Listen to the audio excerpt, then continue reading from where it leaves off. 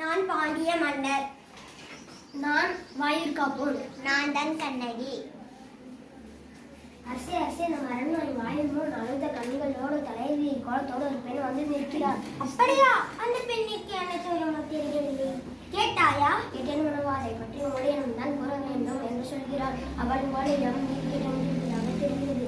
சரி, அந்த பெண்ணை உள்ளே அனுப்பு. தங்கள் ஆணைப்படியே செய்கிறேன்.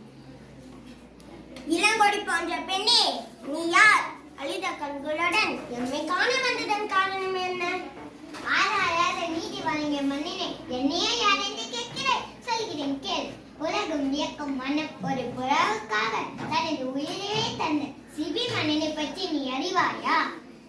பசுவின் கண்டை தேர்காலை ஏற்று அதே தேர்கள் தன் மகனையும் ஏற்று மனுநீதி சோழன், அவனை பற்றி நீ அறிவாயா? பெண்ணே, நான் கேட்ட வினாவுக்கு நீ இன்னும் விடை கூறவில்லை. அதை விட்டு நீ வேறு எதையோ கூறிக்கொண்டிருக்கிறாய். இலக்கின் அருமை தெரியாத மன்னன் என் நிலை அறியாமல் தானே இப்படி பேசுகிறாய்.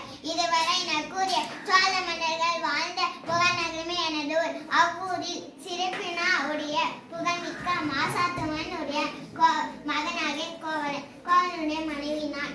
என் பெயர் கண்ணகி. ஓ, இப்போது புரிகிறது. அந்த கல்வன் கோவலனின் மனைவியா நீ? போது நிறுத்து மன்னா. என் கணவனை இகழ்வதற்கு உனக்கு என்ன தகுதி உள்ளது? பழியில்லா ஊழ்வினை பயனா உங்கள் ஊருக்கு வந்து என் காற்றம்பை விற்குவதற்கு என் கணவனை அநியாயமாக கொண்டு விட்டாயே. நீ செய்தது தகுமா? பெண்ணே, போதும் நிறுத்து. கல்வனை கொள்வது கொடுங்கோல் என்று அக்தியாரண்யமாகும். இதை அனைவரும் அறிவார்களே, உனக்கு தெரியாதா என்ன?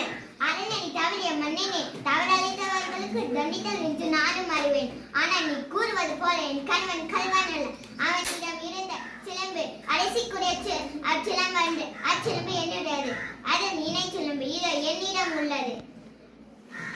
அச்சிலம்பு உங்கள் ஊருக்கு வந்து என் காற்றிலம்பை வித்து என் காற்றிலம்பை பல மாணிக்க கற்களால் ஆனது.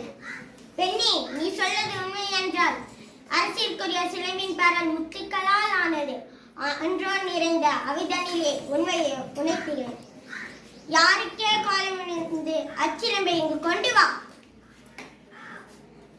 பெண்ணே, இதோ உன் கணவனிடமிருந்து பற்றிய சிலம்பு.